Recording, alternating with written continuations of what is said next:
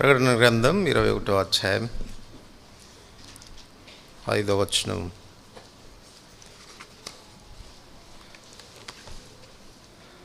అందరు కలిసి చదువుకుంటాం.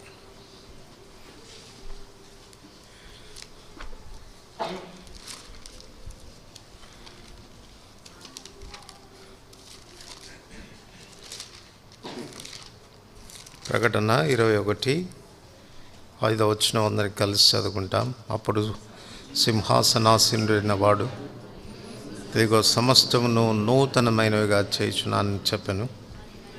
మరి మాటలు సత్యమును నిజమునై ఉన్నవి గనక వ్రాయమని ఆయన నాతో చెప్పుచున్నాడు.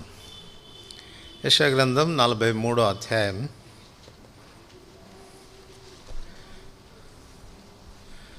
19వ వచనం. యెషయా గ్రంథం 43వ అధ్యాయం 19వ వచనం అందరు కలిసి చదువుకుంటా. ఇదిగో నేను ఒక నూతన క్రియ చేయుచున్నాను, ఇప్పుడే అది మొలచును, మీరు దాన్ని ఆలోచింపరా. నేను అరణ్యములో త్రోవ కలుగు చేయుచున్నాను, ఎడారిలో నదులు పారు చేయుచున్నాను. ప్రార్థన చేసుకుంటా.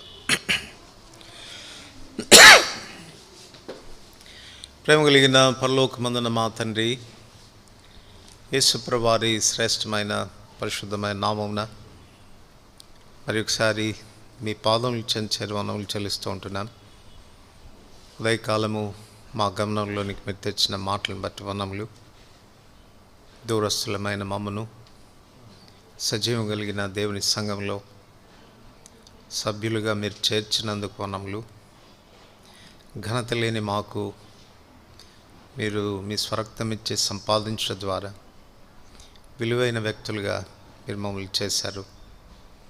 అపవిత్రులుగా ఉన్న మమ్మను మీ స్వరక్తం చేత పవిత్రపరచుట ద్వారా పరిశుద్ధపరిచారు, పవిత్రపరిచారు, పరిశుద్ధమైన జనంగా చేశారు.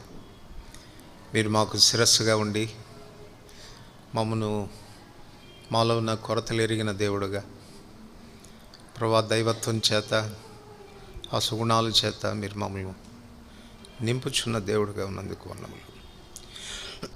ఈ విధానంలో దయగల తండ్రి, మీ సంఘంలో సభ్యులుగా ఉండే ఆధిక్యతలోనికి మమ్మల్ని తీసుకొచ్చినందుకు వందనములు.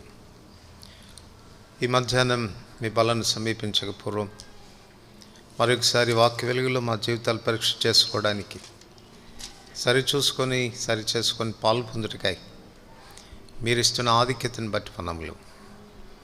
దయగల తండ్రి, యథార్థమైన హృదయంతో మంచి మనస్సాక్షితో మీ వాక్యాన్ని స్వీకరించి అన్వయించుకోవటానికి కృపనిమ్ము. యేసుప్రభు నామమున వందనములతో ప్రార్థిస్తున్నాం తండ్రి, ఆమేన్.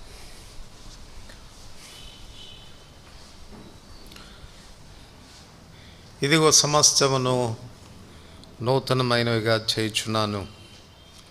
ఈ సంవత్సరం బెర్షెబా సంఘానికి దేవుడు అనుగ్రహించిన శుభవాగ్దానం. మన ఎడల దేవుడు కలిగి ఉన్న ఆయన ఉద్దేశం అనేది ఈ వచ్చిన భాగం ద్వారా చాలా స్పష్టమవుతుంది. ప్రభువు మనల్ని నూతనపరచాలని ఆయన కోరుతున్నటువంటి వాడుగా ఉన్నాడు. కేవలం ఏదో 1-2 విషయాల్లో మాత్రమే కాదు, సమస్తం అంటే అన్ని విషయాల్లో ప్రభువు మనల్ని నూతనపరచాలని కోరుతూ ఉన్నాడు. దాన్ని బట్టి మనం నిజంగా ఎంతో సంతోషించేటువంటి వారంగా ఉండాలి. యెషయా గ్రంథం 43వ అధ్యాయం 18వ వచనం మనం గమనిస్తే, మునుపటి వాటిని జ్ఞాపకం చేసుకొనకుడి, పూర్వపు సంగతులను తలంచుకొనకుడి. ఇది ఇశ్రాయేలు యొక్క పతన స్థితిని బట్టి వారు పోగొట్టుకున్నటువంటి ఆత్మీయమైన ఆశీర్వాదాలను గురించి మాట్లాడుతుంది. వారు ఎలాగో చెరలోనికి వెళ్ళిపోయారు, దాస్యంలో ఉండిపోయినారు, దాస్యంలో మ్రగ్గుతూ వచ్చినారు. ఆ విషయాలను గురించి ప్రభు జ్ఞాపకం చేస్తూ ఉన్నాడు. కానీ మీరు ఆ పూర్వపు సంగతులను గురించి ఆలోచించాల్సినటువంటి అవసరం లేదు. వాటిని మర్చిపోండి. జరిగిన నష్టాలను గురించి అయితే ఇప్పుడు నేను మిమ్మల్ని నూతనం చేయబోతా ఉన్నాను. ఆ కార్యం ఇప్పుడే మొలుస్తుంది, దాన్ని మీరు ఆలోచించరా అని ప్రభు చెప్తున్నాడు. ఏం చేయాలనుకుంటున్నాడు ప్రభు మనల్ని? ఏ విధానంలో మనల్ని నూతనపరచాలనుకుంటున్నాడు అని ఆలోచిస్తే ఇక్కడ చెప్తా ఉన్నాడు 19వ వచనంలో, నేను అరణ్యములో త్రోవ కలగ చేయుచున్నాను. అరణ్యములో త్రోవ కలగ చేయుచున్నాను. సర్వసాధారణంగా అరణ్యంలో త్రోవ అనేది కనిపించదు. మనకులాగా రహదారులు ఉండవు, మనకులాగా కూడలి ఉండదు, అనగా క్రాస్ రోడ్స్ ఉండవు, మనకులాగా సైన్ బోర్డ్స్ కూడా ఏమి ఉండవు. మీరు ఫలానా చోటుకు వెళ్ళాలంటే ఎడమకు తిరగండి, కుడికి తిరగండి అన్నో, నేరుగా వెళ్ళండి అన్నో, లేక ఇన్ని కిలోమీటర్లు దూరం ఉంటుందన్నో సూచన చేసేటువంటి ఏ సూచన సైన్ బోర్డ్స్ కూడా మనకు ఉండవు. అంచేత అరణ్యములో ప్రయాణం చేసేటువంటి వాడు ఏమని చెప్పుకోవాలి అని అంటే, కళ్ళుండి కూడా అంధుడే అని చెప్పుకోవాలి. కళ్ళుండి కూడా అంధుడే అని చెప్పుకోవాలి. ఎందుకంటే నీకు త్రోవ కనిపించదు. అందుచేత నిన్ను నడిపించగలిగిన వాడు, ఒక గైడ్ అనేవాడు నీకుంటే తప్పితే నీ యాత్రా జీవితంలో సరైనటువంటి విధానంలో, సరైన బాటలో, సరైన త్రోవలో నువ్వు వెళ్ళేదానికి ఆస్కారం అనేది కలగదు. లేకపోతే అరణ్యంలో ఎట్లాంటిది అని అంటే, ఇది త్రోవలాగానే అనిపిస్తుంది, పోతూనే ఉంటాము, ఎంతకీ కూడా గమ్యానికి చేరుకోలేము. కొన్నిసార్లు గమ్యం తూర్పు వైపున ఉంటే పడమర వైపుగా మనం ప్రయాణం చేసే ఆస్కారం కూడా ఉండి మన గమ్యానికి మరింత దూరం అయ్యే ఆస్కారం అనేది ఉంటుంది. కనుక అరణ్యం అలాంటిది. ఓ మాలో చెప్పుకోవాలంటే అరణ్యం అంధకారమయమైనది అని కూడా మనం చెప్పుకోవచ్చు. ఎందుకు ఈ స్థితి ఇశ్రాయేలుకి కలిగింది అని మనం ఆలోచన చేస్తే, మనం గమనిస్తే వారి పాపమే అని చెప్పుకోవచ్చు. వారు బబులోను చెరలోనికి వెళ్ళిపోవటానికి కారణం మనం బాగా ఎరుగుదాం. వారు ప్రవక్తల మాటల్ని నిరాకరిస్తూ వచ్చినారు, తృణీకరిస్తూ వచ్చారు, వారిని ఎగతాళి చేశారు, వారిని రాళ్లతో కొట్టి చంపారు. పెందల కడ లేచి ప్రభు పలుమార్లు వారిని బాగు చేయడానికి తన ప్రవక్తలను పంపుతూ వస్తే వారిని హేళన చేశారు, వారిని హింసించారు. అందువలన 2 దినవృత్తాంతములు 36వ అధ్యాయంలో మనం చూడవచ్చు, నీ వారింప శక్యం కాకుండా దేవుని కోపం అనేది వారి మీదకి వచ్చింది. సో మలాకి మొదలుకొని మత్తయి సువార్త వరకు 400 సంవత్సరాల కాలం వారు చీకటి కాలాన్ని అనుభవించారు. ఇంతకుమునిపే మనం చెప్పుకున్నాం, అరణ్యం అంటే ఏంటి అని అంటే కళ్ళుండి కూడా అంధత్వము అని, చీకటి అని. నీకు కళ్ళు ఉన్నాయి కానీ నీకు దారి కనిపించదు, ఎటు వెళ్ళాలో నీకు తెలియదు. సో అదే అంధత్వం అంటే. అదే కదా ప్రభు వారికి ఇచ్చిన శాపం కూడా. వీరు కన్నులుండియో చూడరు, చెవులుండియో వినరు, హృదయంతో గ్రహించరు. దేవునికి వారు చూపిన విధేయతను బట్టి వారికి వచ్చినటువంటి నష్టం ఇది అని మనం చెప్పవచ్చు. ఎందుకు ఈ 400 సంవత్సరాలు చీకటి యుగం అని పిలువబడింది అనంటే, దేవుడు వారికి ప్రత్యక్షం అవడం మానివేశాడు, ప్రవక్తల్ని పంపడం మానేశాడు, యెహోవా వాక్కు వారికి దొరకలేదు. ఈ 400 సంవత్సరాల తర్వాత మరలా ప్రవక్త అయినటువంటి యోహానును వారి మధ్యలోనికి పంపించాడు. వారి మధ్యలోనికి పంపించినప్పుడు తాను వచ్చి చెప్పిన మాటలు చూడండి. మార్కు సువార్త 1వ అధ్యాయం 3-4 వచనాలు.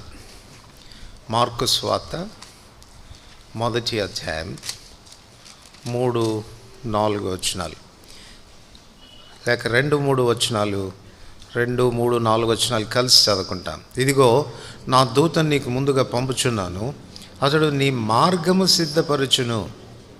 ప్రభు మార్గం సిద్ధపరచుడి, ఆయన త్రోవలు సరళం చేయడని అరణ్యములో కేక వేయుచున్న ఒకరి శబ్దం అని ప్రవక్త అయిన యెషయా చేత వ్రాయబడినట్టు బాప్తిస్మిచ్చి యోహాను అరణ్యములో ఉండి పాపక్షమాపణ నిమిత్తం మారు మనసు విషయమైన బాప్తిస్మము ప్రకటించుచుండెను. ఆ మాట గమనించండి. బాప్తిస్మిచ్చి యోహాను ఎక్కడి నుండి ప్రకటిస్తూ వచ్చినాడంట? అరణ్యములో ఉండి. అరణ్యంలో త్రోవ లేని స్థానంలో, త్రోవ లేని చోట దేవుడు ఇప్పుడు ఏం చేస్తున్నాడు? అరణ్యంలో వారికి ఒక త్రోవను ఏర్పాటు చేస్తున్నాడు. అందుకే ఇక్కడ మనం చదువుతాము, అతడు నీ మార్గమును సిద్ధపరచును. దేవుని ప్రజల కొరకై అరణ్యం లాంటి స్థితిలో ఉన్నటువంటి, అంధకారంలో ఉన్నటువంటి స్థితిలో, మార్గం ఎరగనటువంటి స్థితిలో ఉన్నటువంటి ఈ ప్రజలకు దేవుడు అరణ్యంలో ఒక త్రోవను వారికి ఏర్పాటు చేస్తున్నట్లుగా మనం చూడవచ్చు. ఎహెజ్కేలు గ్రంథం 34వ అధ్యాయం. ఎహెజ్కేలు గ్రంథం 34వ అధ్యాయం. ఎహెజ్కేలు గ్రంథం 34వ అధ్యాయం 12వ వచనం. ఎహెజ్కేలు గ్రంథం 34వ అధ్యాయం 12వ వచనం. అందరు కలిసి చదువుకుంటాం. తమ గొర్రెలు చెదిరిపోయినప్పుడు కాపరులు వారిని వెతుకున్నట్లు నేను నా గొర్రెలను వెతికి చీకటి గల మబ్బు దినమందు ఎక్కడెక్కడికి అవి చెదిరిపోయానో అక్కడి నుండి నేను వాటిని తప్పించదను. గొర్రెలు మార్గంలో నుండి చెదిరిపోయినాయంట. అలా చెదిరిపోవడానికి కారణం ఏంటి అని అంటే ఇక్కడ చెప్తున్నాడు, రీజన్ చీకటి గల మబ్బు దినమందు. సో ఎందుకు వారు ఆ గొర్రెలు త్రోవ తప్పిపోయినాయి అని అంటే వాటికి చీకటి ఏర్పడింది, మబ్బు వచ్చింది. ఆ కారణం చేత అవి దారి తెలియని పరిస్థితుల్లో చెదిరిపోయినట్లుగా మనం చూస్తాం. సో ఈ చీకటి మబ్బు దేని గురించి మాట్లాడుతుంది? పాపాన్ని గురించి మాట్లాడుతుంది, అంధకారాన్ని గురించి మాట్లాడుతుంది. యెషయా గ్రంథం 53వ అధ్యాయం 6వ వచనంలో కూడా మనం చదువుతాం కదా, మనమందరము గొర్రెల వలె త్రోవ తప్పిపోతిమి, మనలో ప్రతివాడును తనకిష్టమైన త్రోవకు తొలగెను, యెహోవా మనందరి దోషమును అతని మీద మోపెను. సో పాపము బ్లైండ్నెస్ తీసుకొస్తుంది, అంధకారాన్ని తీసుకొస్తుంది. అంధకారము మార్గంలో నుంచి మనము వైదొలిగేటట్టుగా చేసింది. ఒకవేళ ఈ అంధత్వం మార్గంలో నుండి మనల్ని వైదొలిగేటట్టుగా చేస్తే జరిగేటువంటి నష్టం ఏంటి అని ఆలోచిస్తే, మార్కు సువార్త 10వ అధ్యాయంలో ఒక అంధుడైనటువంటి వ్యక్తి మనకు కనపడతాడు. మార్కు సువార్త 10వ అధ్యాయం. మార్కు సువార్త 10వ అధ్యాయం 46వ వచనం. మార్కు సువార్త 10వ అధ్యాయం 46వ వచనం. అందరం కలిసి చదువుకుంటాం. వారు యెరికో పట్టణంలోకి వచ్చిరి. ఆయన తన శిష్యులతోనూ బహు జనసమూహంతోనూ యెరికో నుండి బయలుదేరి వచ్చుచుండగా తీమై కుమారుడు బర్తమయ్యను గ్రుడ్డి భిక్షకుడు త్రోవ ప్రక్కన కూర్చుండెను. గ్రుడ్డి భిక్షకుడు త్రోవ ప్రక్కన కూర్చుండెను. తన అంధత్వము త్రోవలో నుంచి త్రోవ ప్రక్కకు వచ్చేటట్టుగా చేసింది. త్రోవలో నుంచి త్రోవ పక్కకు వచ్చేటట్టుగా చేసింది. త్రోవ ప్రక్కన కూర్చుండెను అంటే is not in the way అని అర్థం. మార్గంలో లేడు, త్రోవలో లేడు. ఒకవేళ త్రోవలో గన మనం లేకపోతే జరిగేటువంటి విషయం ఏంటి అనంటే ప్రయాణికులం కాదు అని అర్థం. ప్రయాణికులం కాదు అని అంటే అర్థం ఏంటి అంటే మనకంటూ ఒక గమ్యం అనేది లేదు అని అర్థం. We don't have any destination, గమ్యం అనేది లేదు. కనుక చూడండి, 1 కొరింథీ 9వ అధ్యాయంలో అపోస్తలుడైన పౌలు తన గురించి తాను రాస్తూ ఏ మాట చెప్తాడో 1 కొరింథీ 9వ అధ్యాయం 26వ వచనం. 1 కొరింథీ 9వ అధ్యాయం 26వ వచనం. కాబట్టి నేను గురి చూడని వాని వలె పరిగెత్తువాడను కాను. పౌలు అంటున్నాడు, నాకంటూ ఒక గురి ఉంది, నాకంటూ ఒక టార్గెట్ ఉంది. నేను గురి చూడని వాని వల్లే పరిగెట్టడం లేదు. I'm on the way. నేను మార్గంలో ఉన్నాను, నేను పరిగెడుతున్నాను. ఎవరైనా నన్ను అడిగితే ఎక్కడికి పరిగెడుతున్నావా అంటే, నాకు ఒక డెస్టినీ ఉంది, నాకు ఒక గమ్యం ఉంది, నేను అక్కడికి పరిగెడుతున్నాను. ఇదే ఇంగ్లీష్ బైబిల్లో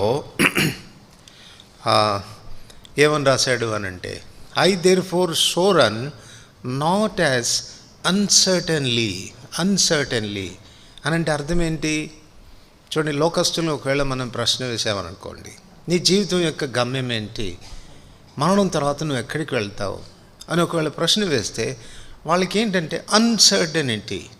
ఏమోనండి, ఎవరేం చెప్పగలరు, ఎక్కడికి వెళ్తాము, ఏమో చెప్పలేము, బహుశా కుక్కగాను నక్కగాను మరి దేనిగాను పుడతామేమో. అన్సర్టనిటీ. పోనీ అలాగైనా జరుగుతుందా అని అడిగి చూడండి, దే కాంట్ సే. అన్సర్టనిటీ.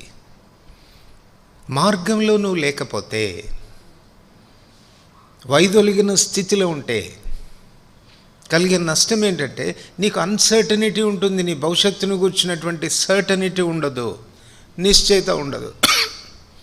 నా మరణం తర్వాత నేను ఫలానా చోటికి వెళ్తాను అని నిశ్చయం చేసి చెప్పగలిగిన వాడు ఒక్క క్రైస్తవుడు మాత్రమే. క్రీస్తులోనే ఒక వ్యక్తికి అలాంటి నిరీక్షణ, అలాంటి గమ్యం అనేది ఉంది. ఎంచేత అంటే యోహాను సువార్త 14:6లో మనం చదువుతాం, యేసు నేనే మార్గమును అని చెప్పి, నా ద్వారా తప్ప ఎవడు తండ్రి చెంతకు చేరడు అని చెప్పాడు. మార్గమైన క్రీస్తులోనికి నువ్వు వస్తే యూ విల్ హ్యావ్ డెస్టినీ. నీకు గమ్యం ఉంటుంది, నీకు ఒక నిశ్చయిత ఉంటుంది. నిన్ను సృష్టించిన నీ సృష్టికర్త అయిన నీకు తండ్రి అయినటువంటి దేవుని చెంతకు నువ్వు వెళ్ళగలవు అన్నటువంటి నిశ్చయత నీకుంటుంది. అది మొదటి విషయం. రెండవదిగా మనం ఆలోచిస్తే, వాడు త్రోవ తొలగి, వాని అంధత్వం త్రోవ తొలగిపోవటం మాత్రమే కాక వాని దరిద్రునిగా చేసింది, డిపెండెంట్గా చేసింది, భిక్షగానిగా చేసింది, ఇతరుల మీద ఆధారపడేటట్టుగా చేసింది. కారణం వాని దరిద్రత, వాడికున్న లేమి, వాడికున్న కొరత అని చెప్పవచ్చు. పాపం మానవుని జీవితంలో గురిలేని వానిగా చేయడం మాత్రమే కాక పాపం మానవుని దరిద్రునిగా చేస్తుంది, సమస్తాన్ని కోల్పోయేటట్టుగా చేస్తుంది. ఈ ఉదయకాలం కూడా మన ఆరాధనలో విన్నాం కదా, ఆయన మనకు శిరస్సు, మనం ఆయన శరీరం. ఎవరు మనం? సమస్తమును నింపుచున్నవాని సంపూర్ణత. నింపబడుతున్నామంటే అర్థం ఏంటి? వీఆర్ ఎంప్టీ, ఖాళీ అయిపోయాము. దైవత్వం యొక్క సుగుణాల విషయాలకు వస్తే, నైతికమైనటువంటి విలువల విషయానికి వస్తే మనుషుడు పూర్తిగా ఖాళీ అయిపోయాడు. దైవత్వం యొక్క ఒక్క సుగుణమైన మానవుల్లో కనపడకుండా పోయింది. ఆత్మీయమైనటువంటి విషయాలకు వస్తే వీఆర్ పాంపర్డ్, పూర్తిగా మనం దివాళా తీసినటువంటి వారు, ఏమీ మనలో లేదు. అందుకే 2 కొరింథీ 8:9 మనం చదువుతాం, మీరు మన ప్రభు అయిన యేసుక్రీస్తు కృపను ఎరుగుదురు కదా, ఆయన ధనవంతుడై ఉండి తన దారిద్ర్యం వలన మనలను ధనవంతులుగా చేయడానికి మన నిమిత్తం ఆయన దరిద్రుడు. హీ ఎంప్టీడ్ హిమ్సెల్ఫ్, తను తాను ఖాళీ చేసుకున్నాడు, రిక్తుడైపోయాడు. కారణం ఏంటి అనంటే దరిద్రతలోనికి వెళ్ళిపోయినటువంటి మనల్ని ఐశ్వర్యవంతులుగా చేయడానికి. మానవుని పాపం మానవుని అంధునిగా చేసింది, ఎటు వెళ్ళాలో తోచని స్థితిలోనికి తెచ్చింది, గమ్యం లేని జీవితాన్ని తీసుకుని వచ్చింది, మనుషుని అది దరిద్రునిగా చేసింది.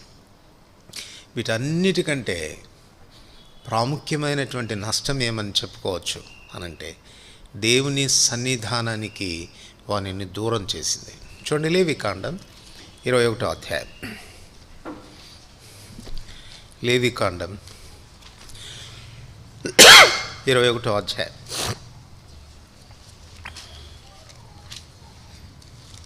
18వ వచనం. లేవికాండం 21వ అధ్యాయం 18వ వచనం అందరు కలిసి చదువుతాం. ఏలైనగా ఎవని యందు కళంకముండునో వాడు గ్రుడ్డివాడే కానీ, కుంటివాడే కానీ, ముక్కిడివాడే కానీ, విపరీతమైన అవయములు గలవాడే కానీ, కాలైనను చేయనను విరిగిన వాడే కానీ, గూనివాడే కానీ, గుజ్జువాడే కానీ, కంటి పువ్వు గలవాడే కానీ, గజ్జి గలవాడే కానీ, చిరుగుడు గలవాడే కానీ, ఉష్ణములు నలిగిన వాడే కానీ సమీపింపకూడదు. దేవునికి నైవేద్యం చేసేటువంటి విషయంలో ఈ చెప్పబడిన లిస్టులో ఉన్నటువంటి వాళ్ళందరూ కూడా కళంకం కలిగిన వారు అని చెప్పబడుతుంది. వీరందరూ కూడా దేవునికి సమీపించకూడదు, అంటే దేవునికి దూరం అయిపోయారు వీళ్ళందరూ కూడా. సో మానవుని యొక్క పాపం మానవుని అంధునిగా చేసింది. ఈ లిస్టులో మొట్టమొదటి వాళ్ళు ఎవరండి? గుడ్డివాడు. సో అంధత్వం అనేది కళంక స్థితిలోనికి తీసుకుని వచ్చి దైవ సన్నిధిలోనికి మనం వెళ్లకుండా మనల్ని దూరపరిచింది. ఇప్పుడు అందుచేత ప్రభు అంటున్నాడు, నేను అరణ్యంలో త్రోవ కలుగ చేస్తాను, నేను ఒక నూతన కార్యం చేయబోతున్నాను. ఏంటి ఆ నూతన కార్యం అంటే, అరణ్యంలో త్రోవ కలుగ చేస్తాను. అరణ్యంలో అనంటే చీకటిలో, అంధకారంలో, మార్గం తెలియని స్థితిలో ఉన్నటువంటి ప్రజలకు, వాళ్ళ కొరకు అక్కడ ఒక రాజమార్గం ఏర్పడేటట్టుగా నేను చేస్తాను. ఎలా చేస్తాడు అదంటే మళ్ళీ ఒకసారి చదవండి, మార్కు సువార్త 1వ అధ్యాయం. ఈ కార్యాన్ని ప్రారంభించడం ద్వారా ప్రభు చేయాలని కోరుతున్నాడు. మార్కు సువార్త 1వ అధ్యాయం 2, 3, 4 వచనాలు కలిసి చదువుకుంటాం. ఇదిగో నా దూతను నీకు ముందుగా పంపుచున్నాను, అతడు నీ మార్గం సిద్ధపరచును. ప్రభు మార్గం సిద్ధపరచుడి, ఆయన త్రోవలు సరళం చేయుడని అరణ్యంలో కేక వేయుచున్న ఒక నిశ్శబ్దం అని ప్రవక్త అయిన యెషయా చేత వ్రాయబడినట్లు బాప్తిస్మం ఇచ్చి యోహాను అరణ్యంలో ఉండి పాపక్షమాపణ నిమిత్తము మారు మనసు విషయమైన బాప్తిస్మమును ప్రకటించుచు వచ్చెను. సో ఒక మనుషుడు తిరిగి త్రోవలోనికి రావాలంటే, ఒక మనుషుని జీవితానికి మార్గం అనేది ఏర్పడాలంటే అది దేని ద్వారా సాధ్యమవుతుంది అంటే పాపక్షమాపణ ద్వారా. పాపక్షమాపణ ద్వారా. అదే బాప్తిస్మిచ్చి యోహాను అరణ్యంలో ఉండి ప్రకటిస్తూ వచ్చినాడు. ఒరే బాబు, మీరు ఈ రీతిగా త్రోవ తొలగిపోవడానికి, మీ జీవితాల్లో అంధకారం ఉండడానికి, మీ జీవితాల్లో ఈ నష్టాలన్నీ కలగడానికి, మీరు దరిద్రులు కావడానికి, దైవ సాన్నిధ్యానికి దూరం అయిపోవటానికి కారణం మీ పాపమే. మీ పాపమే. ఈ దినాన పాప క్షమాపణ అనేది ఒకటి ఉంది, ఒక వ్యక్తి ద్వారా ఉంది. ఆ వ్యక్తి ద్వారా మనకు పాప క్షమాపణ కలుగుతుంది అన్నటువంటి విషయాన్ని ప్రకటించడానికి యోహాను 6 మాసాల మునుపు యేసుక్రీస్తు కంటే ముందుగా తాను పంపబడ్డాడు. ఈ మధ్యాహ్నం గుర్తించుకోవాల్సినటువంటి విషయం ఏంటంటే, నీ జీవితానికి గమ్యం ఏర్పడాలంటే, కోల్పోయిన ఆత్మీయమైన విలువలన్నీ నీ జీవితంలో సమకూర్చబడాలంటే, దూరమైపోయిన దేవుని సన్నిధికి నువ్వు సమీపంగా రావాలి అనంటే, నీ పాపములకు క్షమాపణ కలగాల్సినటువంటి అవసరం ఉంది. ఒకవేళ ఆ రీతిగా లేకపోతే గుర్తుపెట్టుకో, త్రోవ నుండి వైదొలిగిన వాడవే, త్రోవ ప్రక్కగా ఉన్నవాడవే. భర్తిమై గుడ్డివాడికి నీ జీవితానికి వ్యత్యాసం ఉండదు. ఈ మధ్యాహ్నం దేవుని ఆశ నిన్ను నూతనపరచాలని కోరుతున్నాడు. నిన్ను త్రోవలోనికి ప్రభు తీసుకొని రావాలని కోరుతా ఉన్నాడు. ఆయన పిలుపుకు ఒకవేళ నువ్వు స్పందించగలిగితే నిశ్చయంగా ప్రభు ఆ రీతిగా నీకు కార్యాన్ని చేస్తాడు. చూడండి, ఈ రీతిగా త్రోవ తొలగిపోయినటువంటి స్థితిలో ఉన్నటువంటి వీరు మత్తయి సువార్త 15వ అధ్యాయం, మత్తయి సువార్త 15వ అధ్యాయం 14వ వచనం. మత్తయి సువార్త 15వ అధ్యాయం 14వ వచనం. అందరు కలిసి చదువుకుంటాం. 14వ వచనం. వారి జోలికి పోకుడి, వారు గ్రుడ్డివారి నుండి గ్రుడ్డివారికి త్రోవ చూపువారు, గ్రుడ్డివాడు గ్రుడ్డివానికి త్రోవ చూపిన ఎడల వారిద్దరూ గుంటలో పడదురు కదా అనెను. ఎవరిని గురించి రాస్తున్నాడు ఈ మాటలు? వారి జోలికి పోకుడి. ఎవరి జోలికి? ఈ మత సంబంధమైన నాయకులను గురించి రాస్తూ చెప్తున్నాడు. ఈ మత సంబంధమైన నాయకులు ఎలాంటి వాళ్ళు అని అంటే, వాళ్ళు గుడ్డోళ్ళు. వాళ్ళు పైగా ఏమంటున్నారు? నేను త్రోవ చూపేటువంటి వాడిని అంటున్నారు. అంటే గుడ్డివాడికి గుడ్డివాడు త్రోవ చూపుతున్నాడు. దీన్ని బట్టి మనకు అర్థమయ్యేటువంటి విషయం ఏంటంటే, మత సంబంధమైన ఏ భక్తి కూడా నిన్ను అంధత్వం నుంచి విడిపించలేదు. మత సంబంధమైన ఆచారాలు, మత సంబంధమైన సాంప్రదాయాలు, మత సంబంధమైనటువంటి పద్ధతులు, మత సంబంధమైన నాయకులు నిన్ను సరైనటువంటి త్రోవలోనికి తీసుకొని రాలేరు. వాళ్ళు గుడ్డివారే, వారికి త్రోవ తెలియదు. వారు నీకు ఏమి త్రోవ చూపించగలరు? ఇది ప్రభు చెబుతున్నటువంటి మాట. యోహాను సువార్త 9వ అధ్యాయం, యోహాను సువార్త 9వ అధ్యాయం 39వ వచనం. యోహాను సువార్త 9వ అధ్యాయం 39వ వచనం. అప్పుడు యేసు, చూడని వారు చూడవలను, చూచువారు గ్రుడ్డివారు కావలను అను తీర్పు నిమిత్తం నేను ఈ లోకమునకు వచ్చితనని చెప్పాను. ఆయన యొద్దన్న పరిశీలనలో కొందరు ఈ మాట విని, మేము గ్రుడ్డివారమా అని అడిగి, ఆ గుడ్డివాడిని బాగు చేసినటువంటి సందర్భంలో ప్రభు వాళ్ళతో మాట్లాడుతూ అంటున్నాడు, చూడని వారు చూడవలను, చూచువారు గ్రుడ్డివారు కావాలి. చూచువారు అని అంటే చూచుచున్నామని చెప్పుకుంటున్నవారు. They should know that they are blind. వారు గ్రుడ్డివారు కావాలి. గ్రుడ్డివారు అన్న విషయాన్ని నిర్ధారణ చేయడానికి నేను ఈ లోకానికి వచ్చాను అన్నప్పుడు వాళ్ళు వెంటనే అంటున్నారు, ఏమంటున్నారు చెప్పండి, మేము గ్రుడ్డివారు మాట్లాగైతే అంటే వెంటనే ప్రభు ఇచ్చిన సమాధానం ఏమంటున్నాడో చూడండి.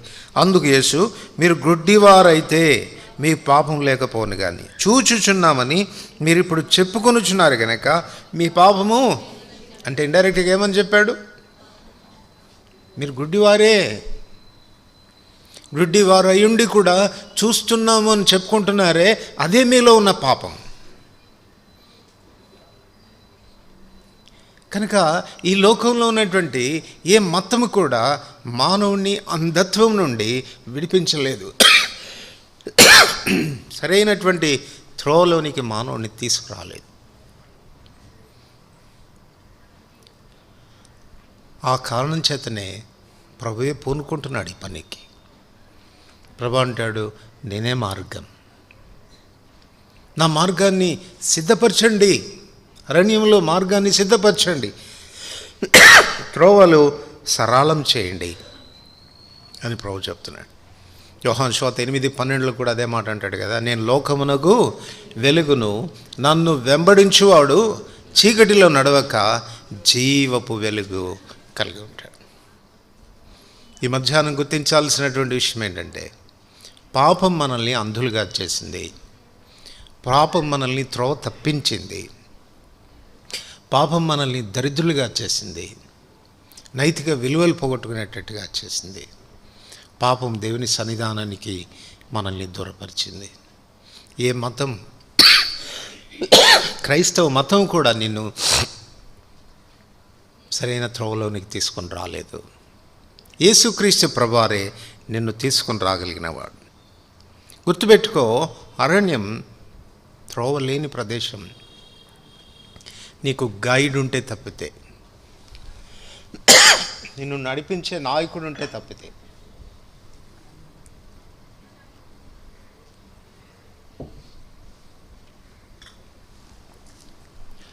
బోధించేటువంటి వాడు ఒకడు ఉంటే తప్పితే నువ్వు సరైనటువంటి మార్గంలోనికి రాలి. కనుక మన మీద ఉన్నటువంటి రెస్పాన్సిబిలిటీ, బాధ్యత ఏంటి అని ఆలోచిస్తే, మొట్టమొదటిగా నేను గ్రుడ్డివాడను అన్న విషయం మనం గుర్తించాలి. నేను ఎందుకు గుడ్డుండండి, నాకు కళ్ళు ఉన్నాయండి, నేను చూస్తున్నాను అని అంటే ప్రభు చెప్పాడు, అట్లా అంటున్నారు కాబట్టి మీ మీద పాపం నిలిచి, మీకు కన్ను ఉన్నాయి కానీ మీరు చూడలేని స్థితిలో ఉన్నారు. మీరు గ్రుడ్డివారే. మొట్టమొదటి ఆ విషయం గుర్తించాలి. రెండవది, ఈ భర్తమై అంధత్వం నుంచి బయటపడడానికి ఉన్నటువంటి కారణం ఏంటి అని అంటే, మార్కు సువార్త 10వ అధ్యాయం.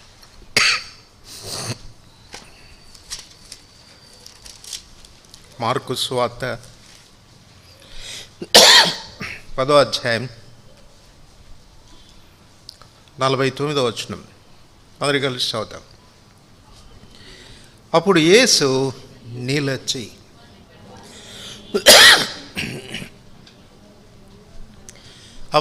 వానిని పిలిచి,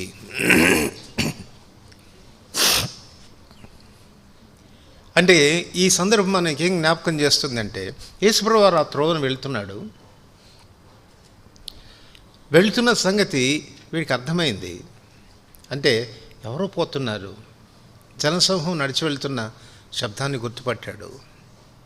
అసాధారణంగా అనిపించింది. వెన్న వాళ్ళని ప్రశ్నించాడు, ఏంటి ఇది సందడి, ఎవరో వెళ్తున్నారు అని తెలిసినప్పుడు యేసయ్య ఈ మార్గం గుండా వెళ్తున్నాడు అని అంటే వెంటనే వాడు కేకలు వేయడం మొదలుపెట్టాడు. దావీదు కుమారుడా, నన్ను కరుణించు అని కేకలు వేయడం మొదలుపెట్టాడు. యేసు నీలెచ్చి అనే మాట చదువుతున్నాను. అంటే దాని అర్థం ఏంటంటే, నిన్ను బాగు చేయడానికై నీ చెంతకొచ్చినటువంటి ప్రభువు నిన్ను దాటి వెళ్ళక పూర్వమే ఆయన కనికరం కొరకు నువ్వు ఆయన అర్థించాల. First of all you should know that you are a blind man. రెండవది, నిన్ను బాగు చేయగలిగిన సామర్థ్యం కలిగిన వాడు యేసయ్య అని గుర్తించాలి.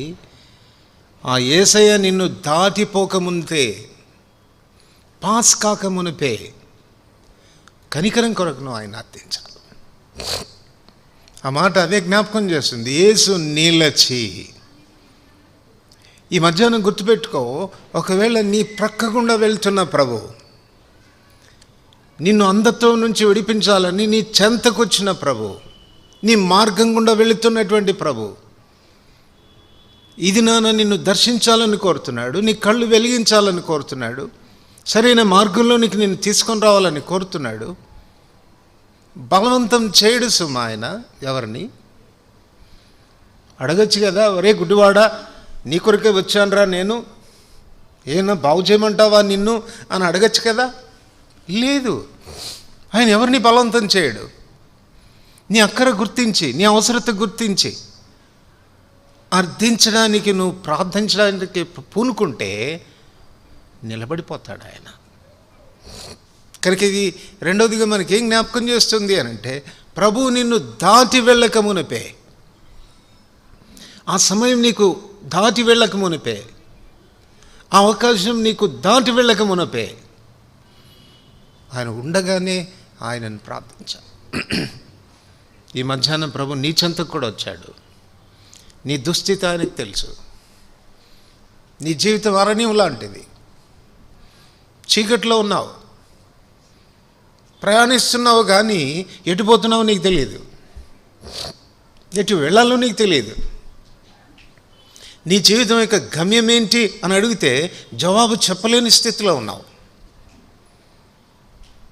ఈ మధ్యాహ్నం ప్రభు నీ కళ్ళు తెరవాలని, అరణ్యం లాంటి నీ జీవితానికి త్రోవ ఏర్పాటు చేయాలని, నీ కళ్ళు వెలిగించాలని ప్రభు కోరుతున్నాడు.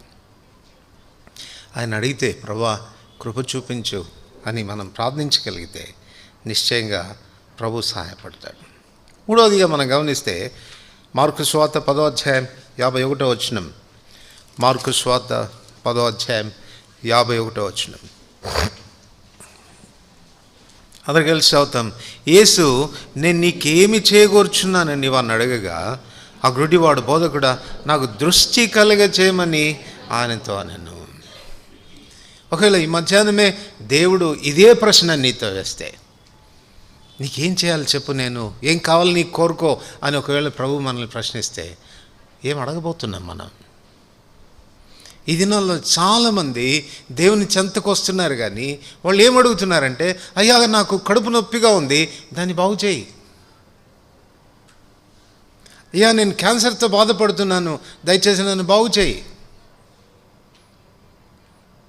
పలానా కష్టం గుండా వెళ్తున్నాను, ఆర్థిక సంబంధమైన ఇబ్బందులు గుండా వెళ్తున్నాను, నాకు సహాయపడు. ఇదిగో నేను ఈ పనికి పూనుకుంటున్నాను, అది కార్యం సఫలమవునట్లుగా చెయ్యి అని డిఫరెంట్ రీజన్స్తో, వేరు వేరు అక్కర్లతో ప్రభు చెంతకు వస్తున్నారు. కానీ వాస్తవికంగా వారికి ఉన్నటువంటి అక్కర గుర్తించడం లేదు. వీడు కూడా అడిగిండొచ్చు కదా, అయ్యా ఆ ప్రభుత్వ అధికారులతో మాట్లాడి ఒక చిన్న ఉద్యోగం పెట్టించాయా, నాకు ఫిజికల్లీ హ్యాండిక్యాప్డ్ కింద నాకు చిన్న ఉద్యోగం వచ్చేటట్టుగా చెయ్యి, లేకపోతే నేను దరిద్రుడిగా ఉన్నానండి, నాకు ఒక చిన్న ఇల్లు ప్రభుత్వాన్ని అడిగి పెట్టించు, ఇలాంటివి ఏదైనా అడిగి ఉండొచ్చు కదా. నీకేం కావాలని కోరుతున్నావు అంటే వాడు ఎంత స్ట్రైట్గా అడుగుతున్నాడు, నాకు కళ్ళు కావాలయ్యా, నాకు దృష్టి కావాలి. ఈ మధ్యాహ్నం ఎరుగుదువా నువ్వు అందుడు అని? ఆత్మీయమైన విషయాలకు వస్తే మనం గుడ్డివారమని ఎరుగుదామా? అరణ్యంలో ఉన్నామన్న సంగతి తెలుసా? దేవుడు నీ కళ్ళు వెలిగించాలని, త్రోవ కలగ చేయాలని అరణ్యంలో కోరుతున్నాడు. తన భక్తుని పంపించి చెప్తున్నాడు, మారుమనసు పొందండి, పాప క్షమాపణ పొందండి, యేసయ్య చెంతకు రండి, మీ పాపమే మిమ్మల్ని అంధులుగా చేసింది. ఆ పాపానికి విరుగుడు ఎప్పుడైతే కలుగుతుందో మీ ఆత్మీయమైనటువంటి మనోనేత్రాలు వెలిగించబడడం ప్రారంభమవుతాయి. మీ జీవితానికి ఒక మార్గం ఏర్పడుతుంది, త్రోవలోనికి వచ్చిన వారు అవుతారు. తద్వారా సరి అయినటువంటి గమ్యం కలిగి, గురి కలిగి మీ జీవితాలు జీవిస్తారు. ఒకవేళ ఈ గురే నీ జీవితానికి లేకపోతే మనకు పశువుకు వ్యత్యాసం లేదు. యేసుక్రీస్తు ప్రభువులో దేవుడు నీకు త్రోవ కలగ చేయాలని కోరుతున్నాడు, అరణ్యంలో త్రోవ కలగ చేయాలని కోరుతున్నాడు. అంగీకరించు, ప్రభువా నా జీవితం అరణ్య రోదనే, ప్రభువా మార్గం తెలియని స్థితిలో ఉన్నాను, నా కళ్ళు తెరవయ్యా, సరైన త్రోవలో ఉండేటట్టుగా చేయ్యా. పాపమే కదా నన్ను ఇలాంటి స్థితిలోని తీసుకొచ్చింది, దాన్ని మానివేయడానికి ఇష్టపడుతున్నానయ్యా, కనికరం చూపించయ్యా అని ప్రార్థించగలిగితే ఈ మధ్యాహ్నం ప్రభు నిన్ను దర్శించి నీ మనోనేత్రాలు వెలిగించేదానికి ఆయన సిద్ధంగా ఉన్నాడు. యోహాను సువార్త 14వ అధ్యాయం 6వ వచనం. యోహాను సువార్త 14వ అధ్యాయం 6వ వచనం. అందరికి కలిసి చదువుతాం. యోహాను సువార్త 14:6. యేసు నేనే మార్గమును సత్యమును జీవమును, నా ద్వారానే తప్ప ఎవడును తండ్రి యొద్దకు రాడు. యేసు నేనే మార్గమును. ఇప్పుడు త్రోవలోనికి వచ్చినటువంటి మనం ఆ త్రోవలో మనం ప్రయాణం చేయాల్సినటువంటి అవసరం ఉంది. కేవలం నువ్వు మార్గంలో ఎంటర్ అయినంత మాత్రాన నువ్వు గమ్యానికి చేరుకుంటావు అన్నదానికి భరోసా లేదు కదా. మార్గంలోనికి వచ్చినటువంటి మనం ఆ త్రోవలో ప్రయాణం చేయాల్సినటువంటి అవసరత ఉంది. త్రోవలోనే ఉండాలి, ఆ త్రోవలో ప్రయాణం చేయాలి. ఇప్పుడు ప్రభు ఏమంటున్నాడు, మార్గం నేనే, మార్గం నేనే. త్రోవలో నడుచుకొనుట అనేటువంటిది మన ప్రవర్తన జీవితాన్ని గురించి మాట్లాడుతుంది. నడక మన ప్రవర్తన గురించి మాట్లాడుతుంది. ఇప్పుడు త్రోవలోనికి వచ్చినటువంటి మనం మన ప్రవర్తన ఎట్లా ఉండాలి, మనం ఎలా నడుచుకోవాలి అంటే ప్రభు అంటున్నాడు నేనే మార్గం. అంటే ఒక మాటలో చెప్పుకోవాలంటే నన్ను చూడండి, నన్ను చూడండి, నేను ఎలా నడుచుకుంటానో అలా మీరు నడుచుకోండి, నన్ను పోలి నడుచుకోండి, అది ప్రభు చెప్తాం.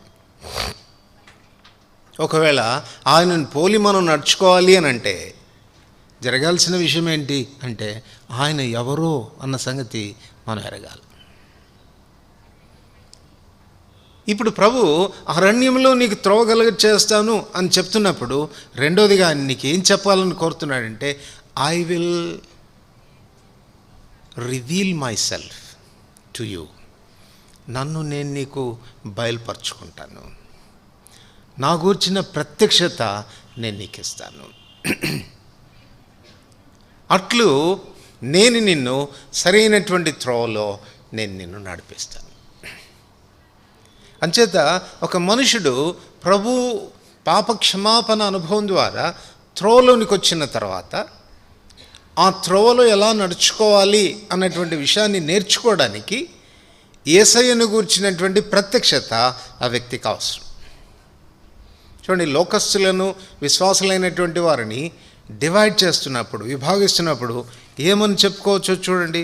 అపోస్తల కార్యములు 9వ అధ్యాయం 2వ వచనం. అపోస్తల కార్యములు 9వ అధ్యాయం 2వ వచనం. ఈ మార్గమందున్న పురుషులనైనను స్త్రీలనైనను కనుగొనిన ఎడల. చెప్పండి, విశ్వాసులు అంటే ఎవరు? విశ్వాసులు అంటే ఎవరు? మార్గమందున్నవారు. ఇప్పుడు సౌలు అంటున్నాడు పెద్దల దగ్గరికి పోయి, అయ్యా, ఈ మార్గమందున్న వారు ఎవరైనా కనబడితే వాళ్ళని నేను బంధించడానికి, వాళ్ళని శిక్షించడానికి నాకు అధికార పత్రాలు ఇవ్వండి అని ప్రధాన యాజకుల దగ్గరికి, అధికారుల దగ్గరికి వెళ్ళి సౌలు మనవి చేస్తున్నటువంటి సందర్భం. సౌలు ఒప్పుకుంటున్నాడు ఏమని? ఈ మార్గమందున్నవారు. కనుక విశ్వాసులు అంటే ఎవరు చెప్పండి? మార్గమందున్నవారు. మార్గంలో ఉన్నప్పుడు ప్రోగ్రెస్ కావాలి కదా, మనం ముందుకు నడవాలి కదా, గమ్యానికి చేరుకోవాలి కదా. ఆ వెళ్తున్నప్పుడు మరి ఎలా మనం నడుచుకోవాలి అని అంటే, మన ప్రభువుని గురించినటువంటి ఎరుక, ఆయన ఎట్లాంటి వాడో, ఆయన సుగుణాలు ఏంటో, ఆయన ప్రవర్తన ఏంటో, ఆయన ఎలా నడుస్తాడో మనం అలా నడుచుకోవాలి. అదే పేతురు రాస్తూ అంటాడు, తన అడుగు జాడలందు మనం నడుచుకున్నట్లు ఆయన మనకు మాదిరి ఉంచిపోయాడు. నేనే మార్గాన్ని. మీరు సరైనటువంటి త్రోవలో నడవాలనంటే నా అడుగులో అడుగు వేయండి, నా అడుగు జాడలను గుర్తుపట్టండి, దాన్ని అనుసరించి మీరు నడుచుకోండి. కీర్తనలు 77.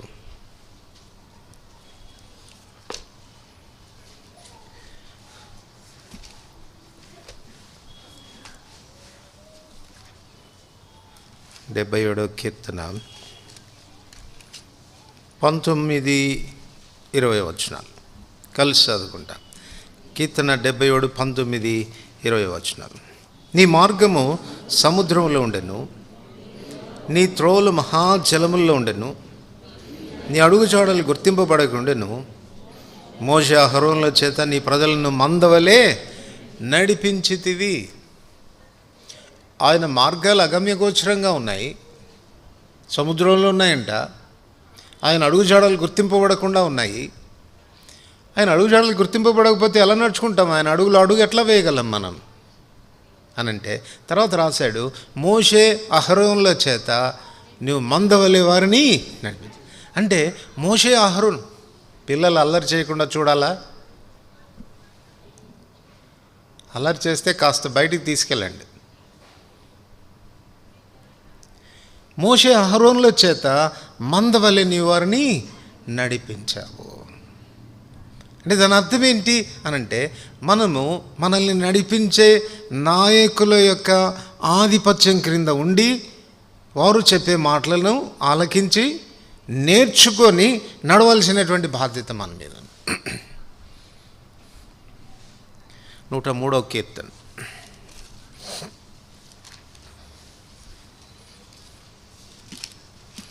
103వ కీర్తన.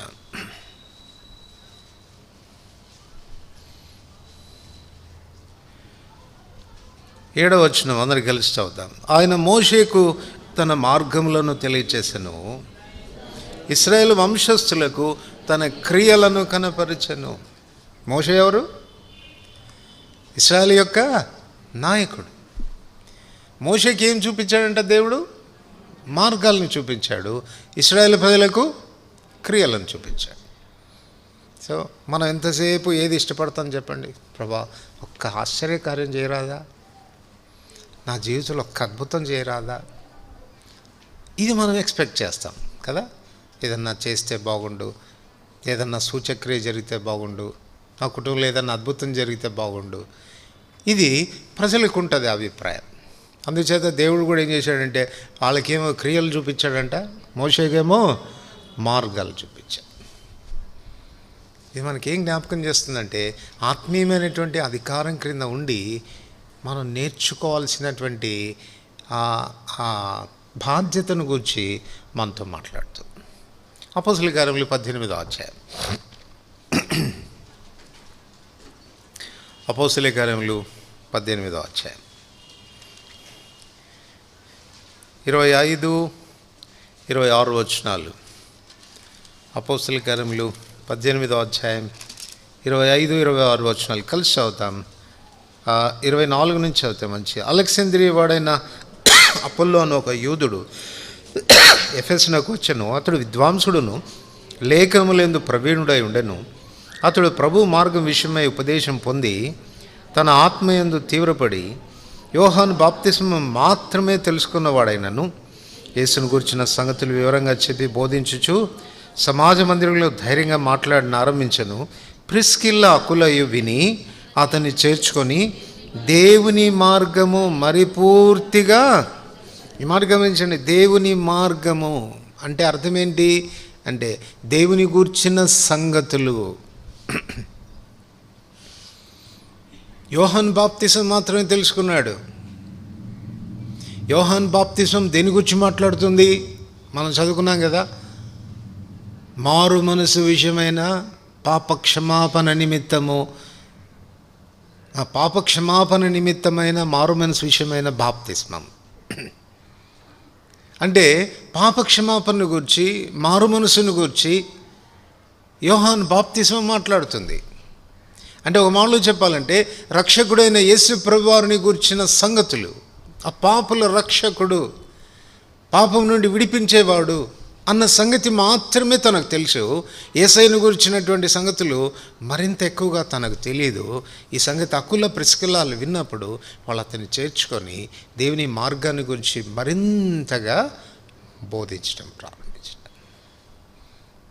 ఇప్పుడు దీన్ని బట్టి త్రోవ లేక మార్గము అనేది దేని గురించి మాట్లాడుతుంది అంటే యేసయ్యను గురించిన అధిక ప్రత్యక్షతను గురించి మాట్లాడుతుంది.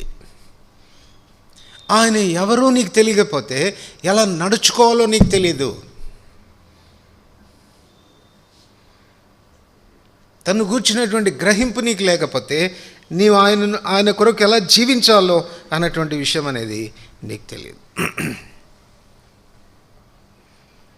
119వ కీర్తన మొదటి 5 వచనాలు. 119వ కీర్తన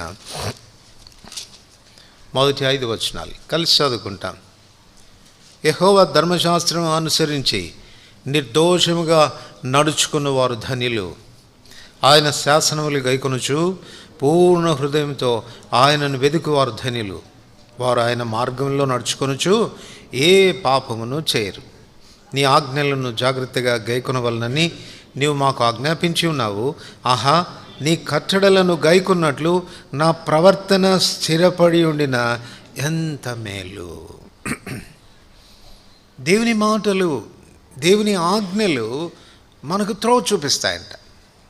ఎవరైతే దేవుని ఆజ్ఞలు, దేవుని కట్టడలను ప్రేమిస్తారో, దాన్ని గైకొంటారో, దానికి గౌరవం ఇస్తారో అట్లాంటి వాళ్ళు ఎలా నడుచుకుంటారంట? 3వ వచనంలో వారు ఆయన మార్గంలో నడుచుకొనొచ్చు ఏ పాపమును చేయరు. సో ఒక మాటలో చెప్పుకోవాలంటే యేసయ్యను గూర్చిన ప్రత్యక్షత అనంటే అర్థం ఏంటి అనంటే ఆయన వాక్కును గూర్చిన ప్రత్యక్షత, దేవుని వాక్యాన్ని గూర్చినటువంటి ప్రత్యక్షత. ఎందుకు బైబిల్ గ్రంథం ఉంది మనకు? ఒక క్రైస్తవ వ్యక్తికి క్రైస్తవ జీవితాన్ని జీవించేదానికి ప్రామాణికమేది, బేసేది? దేన్ని బట్టి నడుచుకుంటావు? మనుషులు చెప్పిన మాటల, భక్తులు చెప్పే మాటల, లేక ఇంకెవరో గొప్ప వ్యక్తులు చెప్తున్న మాటల?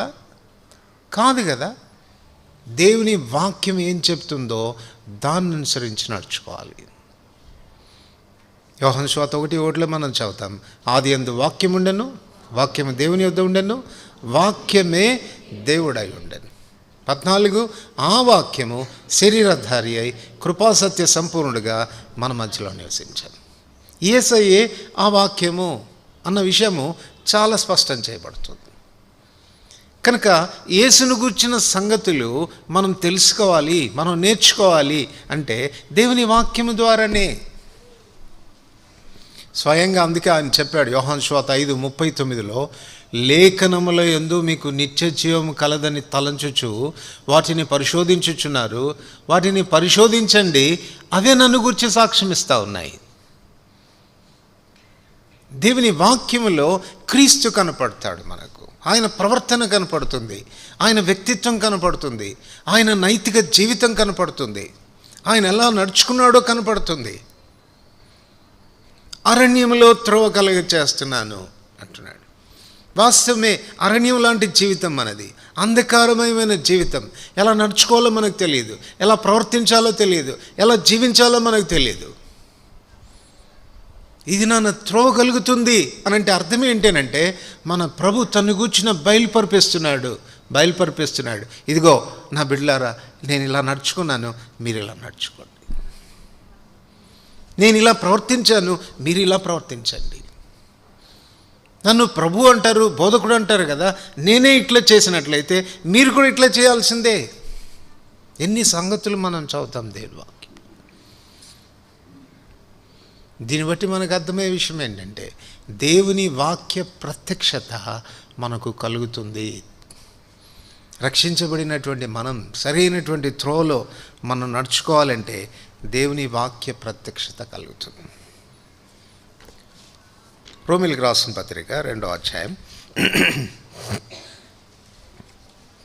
రోమీయులకు రాసిన పత్రిక 2వ అధ్యాయం 19వ వచనం. రోమీయులకు రాసిన పత్రిక 2వ అధ్యాయం 19వ వచనం. అందరికి కలిసి చదువుకుంటాం. రోమ 2:19. జ్ఞాన సత్య స్వరూపమైన ధర్మశాస్త్రము గలవాడవై ఉండి నేను గ్రుడ్డివారికి త్రోవ చూపువాడను, చీకటిలో ఉండి వారికి వెలుగును, బుద్ధిహీనులకు శిక్షకుడును, బాలురకు ఉపాధ్యుడనై ఉన్నానని నీ అంతటా నీవే ధైర్యం వహించుకొనుచున్నావు కావా?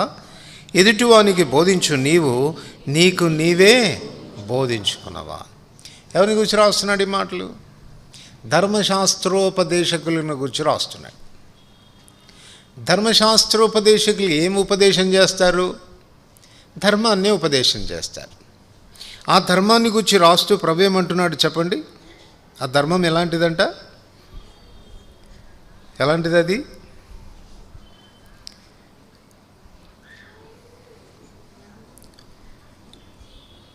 జ్ఞాన సత్య స్వరూపమైన ధర్మశాస్త్రం.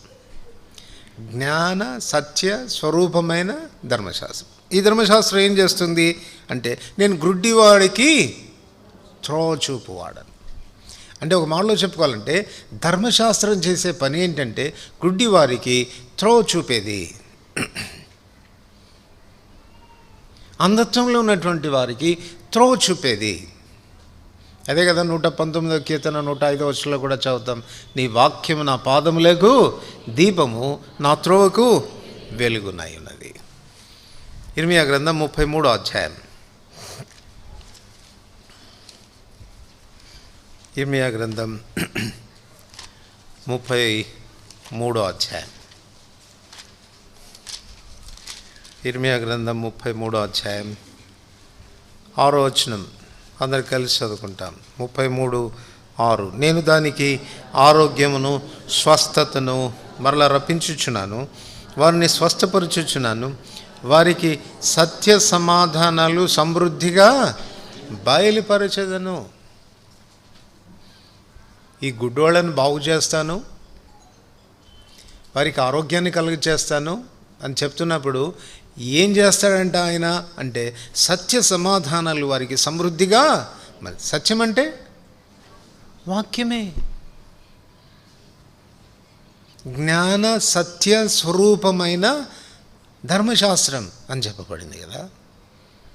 సో సత్యం అన్నా వాక్యమే, జ్ఞానం అన్నా కూడా వాక్యమే.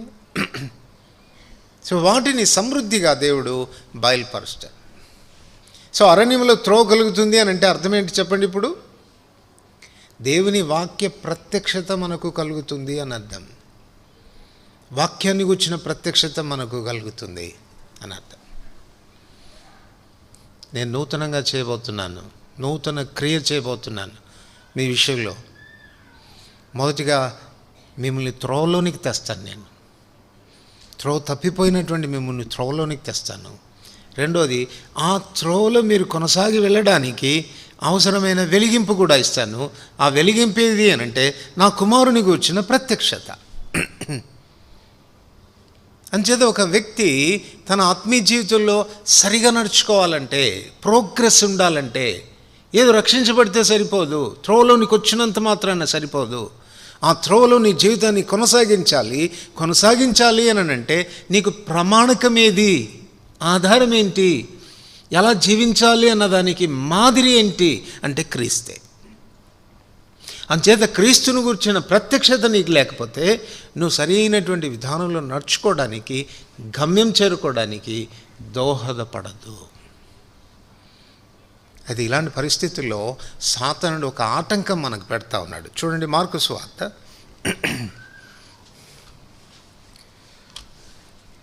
15వ అధ్యాయం.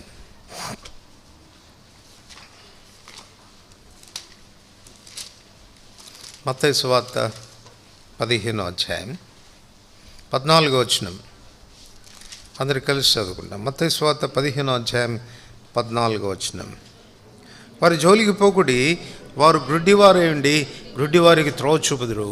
గ్రుడ్డివాడు గ్రుడ్డివానికి త్రోవ చూపినడలా వారిద్దరూ గుంటలో పడుదురు కదా. ఎందుకు వాళ్ళని గ్రుడ్డివాళ్ళు అన్నాడు దేవుడు అంటే, ఇప్పుడు చదవండి 6వ వచనం. అందరికి కలిసి చదువుతాం. మీరు మీ పారంపర్యాచారము నిమిత్తము దేవుని వాక్యమును నిరర్థకము చేయుచున్నారు. వాళ్ళు ఏం చేస్తున్నారంటే చెప్పండి, పెద్దల పారంపర్యాచారాలను ప్రాముఖ్యత ఇచ్చి దేవుని వాక్యాన్ని నిరర్థకం చేస్తున్నారు. దేవుని వాక్యం అంటే ఏమని చెప్పుకున్నాము? దేవుని వాక్యమే మనకు త్రోవలో ప్రత్యక్షతనిచ్చేది, వెలిగిచ్చేది, ఎలా నడుచుకోవాలో మనకు చెప్పేది. ఇప్పుడు వీళ్ళు ఏం చేస్తున్నారు చెప్పండి? పెద్దల పారంపర్యాచారాలకు విలువిస్తున్నారు కానీ దేవుని వాక్యాన్ని నిరర్థకం చేస్తున్నారు. 9వ వచనం. అందరికి కలిసి చదువుతాం. 9వ వచనం. వేషధారులారా, ఈ ప్రజలు తమ పెదవులతో నన్ను ఘనపరచుదురు కానీ వారి హృదయం నాకు దూరంగా ఉన్నది. మనుషులు కల్పించిన పద్ధతులు దైవోపదేశములను బోధించుచు వారు నన్ను వ్యర్థంగా ఆరాధించుచున్నారని యెషయా మిమ్మును గూర్చి ప్రవచించిన మాట సరియే. మనుషులు కల్పించిన పద్ధతులు. ఇప్పుడు చూడండి, 2 విషయాలకు పోటీ పడుతున్నది. Man's traditions versus God's word. మనుషుల యొక్క ఆచార సాంప్రదాయాలు, మరొక వైపు దేవుని వాక్యం. నువ్వు దేనికి విలువిస్తున్నావు? దేన్ని అనుసరించి నడుచుకుంటున్నావు? ఆషామాషిగా తీసుకోవద్దు ఈ విషయాన్ని. పెళ్ళిళ్ళ దగ్గరకు వస్తే, పేరంటాల దగ్గరకు వస్తే మానడం లేదు. మనం ఆచారాలు సాంప్రదాయాలు మానడం లేదు. ఏం భయమో నాకు అర్థం కాదు. అది చేయకపోతే వచ్చే నష్టం ఏంటో నాకు అర్థం కాదు. మొదటి పేతురు 2వ అధ్యాయం 18-19 వచనాలు ఏం చెప్పాడు చెప్పండి? పితృ పారంపర్యమైన మీ వ్యర్థ ప్రవర్తనను విడిచిపెట్టినట్లుగా. దేవుడు మనల్ని విమోచించాడు కదా, వెల ఇచ్చి విడిపించాడు కదా. ఈ దినాన సరైన త్రోవలో నువ్వు నడుస్తున్నావు అన్నదానికి గుర్తేంటి? అరణ్యం లాంటి నీ జీవితం, త్రోవ ఎరగని జీవితం, చీకట్లో ఉన్నటువంటి నీ జీవితానికి అరణ్యంలో త్రోవ కలుగ చేయాలని కోరాడు కదా, త్రోవని సిద్ధపరిచాడు కదా, ఆ త్రోవలో నడుచుకోవడానికి అవసరమైన వెలిగింపిస్తున్నాడు కదా, ప్రత్యక్షత ఇస్తున్నాడు కదా. ఆ ప్రత్యక్షత నేనే అని చెప్తున్నాడు కదా, నేనే ఆ మార్గాన్ని అంటున్నాడు కదా. అంటున్నప్పుడు నువ్వు నడుచుకోవాల్సింది ఆచార సాంప్రదాయాల ప్రకారమా, వాక్య ప్రకారమా?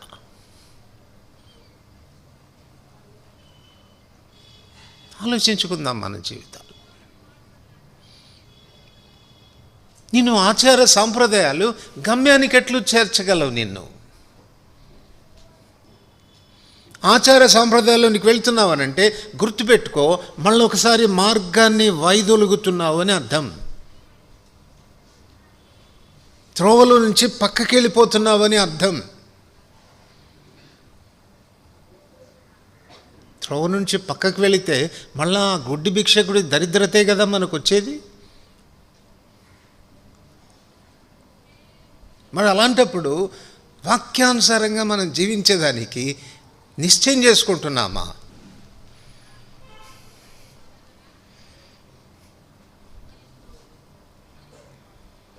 ప్రకటన గ్రంథం 2వ అధ్యాయం, దానికంటే ముందు 1వ అధ్యాయం 10-11 వచనాలు కలిసి చదువుకుంటాం. ప్రకటన గ్రంథం 1వ అధ్యాయం 10-11 వచనాలు కలిసి చదువుతాం. ప్రభు దినమందు ఆత్మవశుడనై ఉండగా భూరధ్వని వంటి గొప్ప స్వరము, నువ్వు చూచున్నది పుస్తకంలో రాసి ఎఫెసు, స్మరణ, పెర్గమ, తుయతేర, సార్దీసు, ఫిలదెల్ఫియా, లవదీకియా అను 7 సంఘములకు పంపుమని చెప్పుట నా వెనుక వింటిని. ఇప్పుడు 2వ అధ్యాయం 7వ వచనం, చెవి గలవాడు ఆత్మ సంఘములతో చెప్పుచున్న మాట వినుగాక.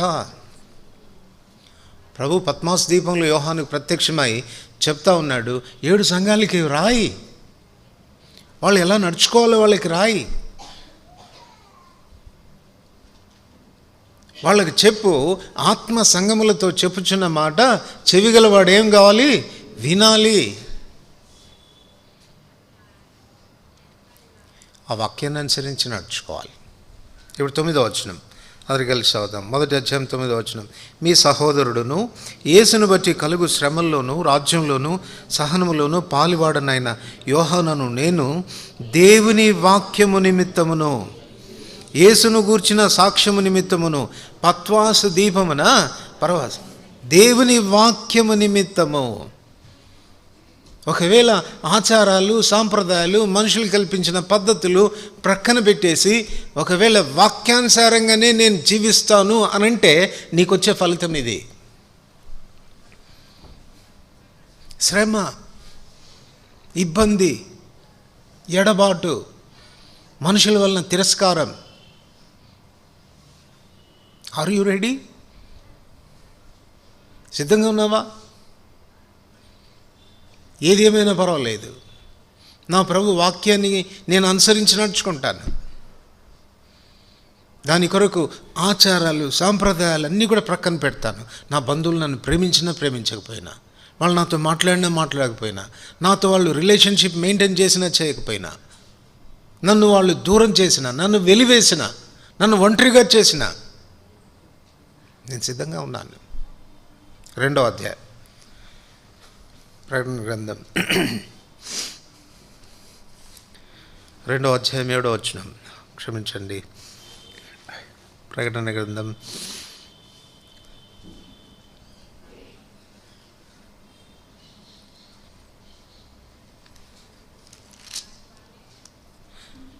3వ అధ్యాయం 10వ వచనం అందరికి కలిసి చదువుకుంటాం. ప్రకటన 3వ అధ్యాయం 10వ వచనం, నీవు నా ఓర్పు విషయమైన వాక్యమును గైకొంటివి గనక భూనివాసులను శోధించుటకు లోకమంతటి మీదికి రాబో శోధన కాలంలో నేనును నిన్ను కాపాడేదను. ఈ మాట కొంచెం లోతుగా అర్థం చేసుకోవడానికి ప్రయత్నం చేయండి. ఓర్పు విషయమైన నా వాక్యమును గైకొంటివి గనక అంటే వాక్యాన్ని గైకొంటే ఓర్చుకోవాల్సి వస్తుందనే కదా, తట్టుకోవాల్సి వస్తుందని కదా. తట్టుకొని కూడా నువ్వు నా వాక్యాన్ని గైకొంటివి కనుక భూలోకమంతటి మీదకి రాబోతున్న శోధన కాలంలో నేను నిన్ను కాపాడుతాను అన్నాడు. అంటే దాని అర్థం ఏంటి చెప్పండి? భూలోకమంతటి మీదకి రాబోతున్న శోధన కాలం ఏది? 7 ఏండ్ల శ్రమల కాలం. అంటే అప్పుడు కాపాడుతాను అంటే ఇంకో మాటలో మనం ఏం చెప్పుకోవచ్చు అంటే యూ విల్ బి ర్యాప్చర్డ్ అని అర్థం. లోకం మీదకి రాబోతున్న ఆ మహాశ్రమల్లో నువ్వు ఎంటర్ కాకుండా నేను నిన్ను కాపాడుతాను, నిన్ను తీసుకుని వెళ్ళిపోతాను. ఎందుకు అంటే ఈ దినాన ఓర్పు విషయమైన నా వాక్యాన్ని గాయకున్నావు కనుక. దీనికి ఆపోజిట్గా మనం చెప్పుకోవాలంటే, ఓర్పు విషయమైన నా వాక్యాన్ని నువ్వు గైకొనలేదు గనక భూలోకమంతటి మీదికి రాబోతున్న శోధన కాలంలో నేను నిన్ను కాపాడను అంటే you are going to enter it అని అర్థం.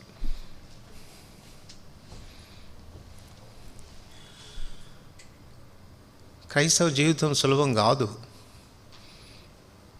క్రైస్తవ జీవితాన్ని ఆరంభించడం చాలా సులభమే, క్రైస్తవ జీవితాన్ని కొనసాగించడం చాలా కష్టం. యేసుని గురించిన ప్రత్యక్షత నీకు లేకపోతే, వాక్యాన్ని గురించిన ప్రత్యక్షత నీకు లేకపోతే ఎలా నడుచుకోవాలో నీకు తెలియదు. ఒకవేళ యేసుని గురించిన ప్రత్యక్షత నీకున్నా, వాక్యానుసారంగా నడుచుకోవాలన్న దృఢ సంకల్పం నీకు లేకపోతే, చూడండి కీర్తనల గ్రంథం 119 దావీదు రాస్తూ ఏం చెప్తాడు? 119వ కీర్తన 57వ వచనం. 119వ కీర్తన 57వ వచనం. యెహోవా నీవే నా భాగము, నీ వాక్యములను అనుసరించి నడుచుకుందునని నేను నిశ్చయించుకొని ఉన్నాను. ఆ మాట గమనించండి. నీ వాక్యములను అనుసరించి నడుచుకుందునని నేను నిశ్చయించుకుని. ఈ డిటర్మినేషన్ మనకు లేకపోతే, ఈ నిశ్చయిత, ఈ తీర్మానం అనేది మనకు లేకపోతే గాలికి కొట్టుకొని పోయినట్లే ఉంటాం. కల్పింపబడే ప్రతి ఉపదేశానికి ఇటు అటు కొట్టుకొని పోతాం. మన బంధువులు వచ్చి, ఒరే నువ్వు ఇది చేయకపోతేవే, చచ్చిపోయిన తర్వాత 3వ దినం చేయాలి తెలుసా, 11వ దినమన్నా చెయ్యి కనీసం అంటే దానికి కొట్టుకొని పోతాం. పెళ్ళిళ్ళు జరుగుతాయనుకో, ముందు ఏం చేయాలి? పెళ్లి కూతుర్ని పెళ్లి కుమారుని తయారు చేయాలి. మూతికి ముక్కు పసుపు రాసి నానా తంటాలు పడి వాళ్ళని ఏమేమో చేసి, అది ఏదో చాలా ఘనంగా చేశామని ఫీల్ అయిపోయి మళ్ళీ దానికి ఫోటోలు తీసుకొని, ఎవరు చెప్పారు ఇవన్నీ? మానవులు కల్పించిన పద్ధతుల వాక్యమా? పోనీ వాక్యంలో ఇలాగుందండి, రెబ్కాకు రాశారు, లేకపోతే రూతుకు రాశారు, లేకపోతే షారాకు రాశారు, అందుకే నేను కూడా రాసుకుంటున్నానంటే చెప్పు, పోనీ ఎక్కడన్నా ఉందేమో.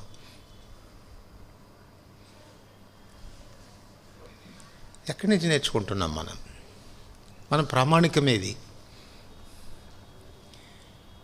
వాక్యానుసారంగా నేను నడుచుకుంటాను అన్న నిశ్చయిత నీకు లేకపోతే అసలు ఎందుకు ఈ మార్గంలోకి వచ్చావు?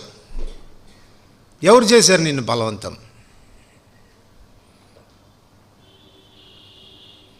అందుకే అంటాడు, ఎవడైనా ఇల్లు కట్టాలని పూనుకున్నప్పుడు వాడు ముందు కూర్చుండి తగులుబడి ఆలోచన చేసుకోవాలంట. అరే నేను దీన్ని ఆరంభించాను కానీ దీన్ని కొనసాగిస్తానా, దీన్ని ముగిస్తానా, అంత సామర్థ్యం నాకుందా అని కూర్చొని ఆలోచన చేయాలంట.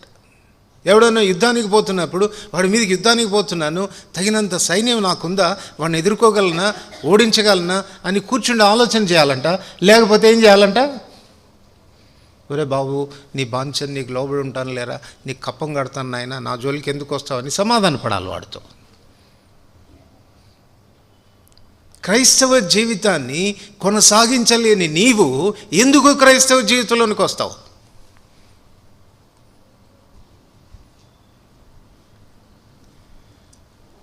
ప్రభు అంటున్నాడు, అరణ్యంలో నేను త్రోవ కలుగ చేస్తాను. అమ్మో ఇంత కష్టమా, ఇది నా వలన కాదంటావు. నిశ్చయంగా నీ వలన కాదు, కానీ ప్రభు నీకు ఆ సామర్థ్యం ఇస్తాను అంటున్నాడు. యెహెజ్కేలు గ్రంథం 36వ అధ్యాయం.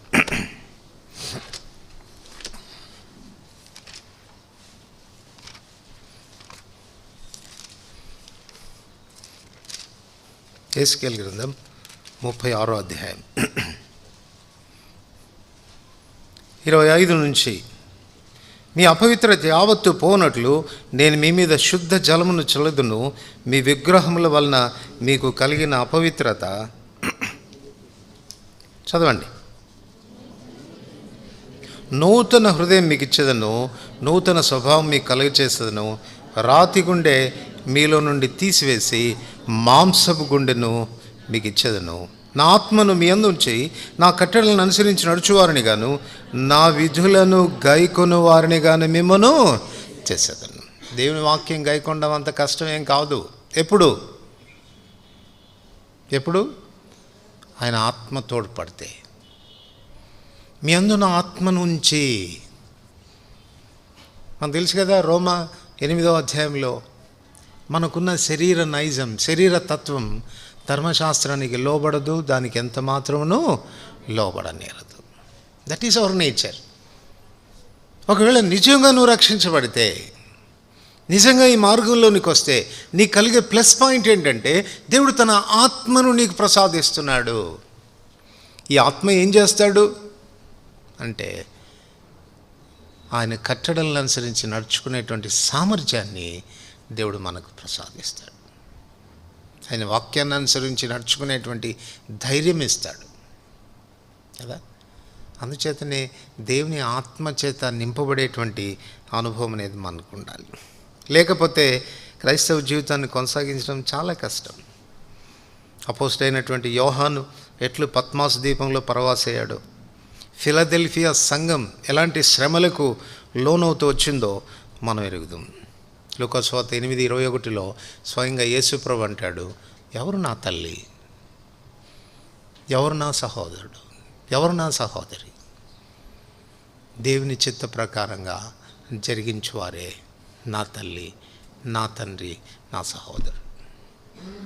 అంటే దాని అర్థం ఏంటి అని అంటే, ఒకవేళ వారు వాక్యానుసారంగా లేకపోతే I don't count them even as my brother and sister. వాక్యానుసారంగా వాళ్ళు ప్రవర్తించకపోతే, వాక్యానికి భిన్నంగా పోతూ ఉంటే, ఆచార సాంప్రదాయాల్లో కొట్టుకుపోతూ ఉంటే, నా సొంత బంధువులైనా, రక్త సంబంధికులైనా, నా తోటి సహోదరులైనా వారు నా వారు కాదు. ఆ ప్రత్యేకించబడినటువంటి జీవితం బయటికి వస్తాను నేను, అది ప్రభు చెప్తున్నటువంటి. ఆయన జీవితం మనకు మాదిరి కదా, మనం నడుచుకోవడానికి మాదిరి కదా. అట్లాంటప్పుడు ఒక డిటర్మినేషన్ ఉందా నీకు? యేసుప్రభుని ఎరుగుతాను, మరింతగా ఎరుగుతాను, ఆయన ఏం చెప్తాడో దాని ప్రకారంగా నేను జీవిస్తాను.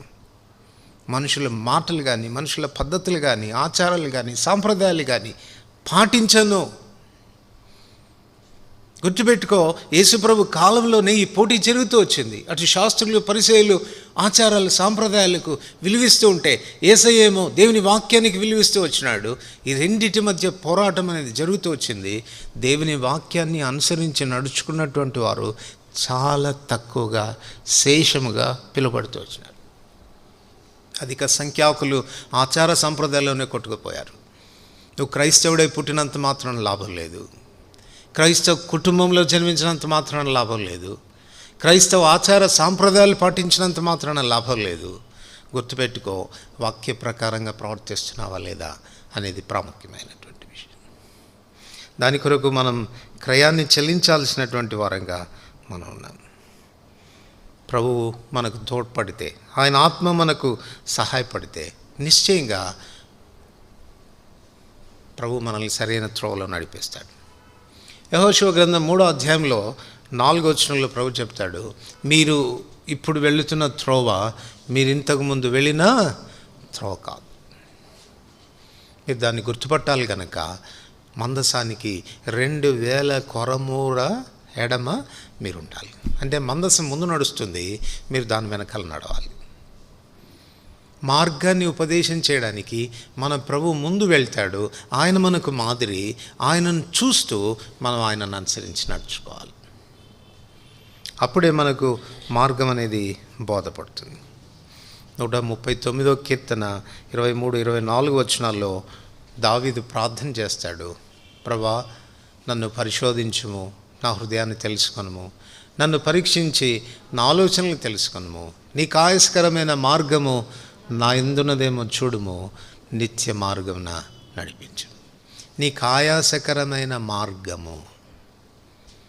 మనం చేసే పనులు కొన్నిసార్లు ఆయనకు ఆయాసకరమైన మార్గంగా అనిపిస్తాయి. అట్లాంటిది ఏదైనా ఉందేమో చూడు ప్రభువా, నన్ను సరైన మార్గంలో, నిత్య మార్గంలో నన్ను నడిపించు. అది నీ ప్రార్థన అయితే, అది నీ డిటర్మినేషన్ అయితే, వాక్యానుసారంగా నడుచుకోవడానికి నువ్వు దృఢ సంకల్పంతో ఉంటే, అలా నడుచుకోవడానికి ఎలాంటి పరిస్థితులు వచ్చినా ఐఎమ్ రెడీ టు ఫేస్, చావుకైనా సిద్ధం అన్నటువంటి దృక్పథంతో నువ్వు ఒకవేళ నడుచుకోగలిగితే గమ్యానికి చేరుకుంటావు. గురి లేని వాని వలె ఉండవద్దు. ఏదో పోతున్నామంటే గుడ్డెద్దు చేలో పడింది అన్నట్టుగా పోకూడదు. సరిగా ఉన్నానా, సరి మార్గంలో ఉన్నానా, సరైన విధానంలో నడుచుకుంటున్నానా, ప్రోగ్రెస్ అవుతున్నానా, గమ్యానికి చేరువవుతున్నానా అని చూసుకోవాల్సినటువంటి బాధ్యత మన మీద ఉంది. ఒకప్పుడు అందులేం అలా నడుచుకున్నాం, మా మార్గం తెలియదు, ఎటుపోతున్నామో తెలియదు, మబ్బు ఏర్పడింది, చీకటి ఏర్పడింది, తోచినట్టుగా మార్గాలు తప్పి వెళ్ళిపోయినాం. కనికరించాడు, చేర్చుకున్నాడు. ప్రభు అంటున్నాడు, ఇదిగో నేను ఒక నూతన కార్యం చేస్తాను. ఏంటి అని అంటే, అరణ్యంలో త్రోవను ఏర్పాటు చేస్తాను నేను మీకు. ప్రభుని అడుగుదాం, ప్రభా అట్టి త్రోవలో నడిపించమని ప్రార్థన చేసుకుంటాను.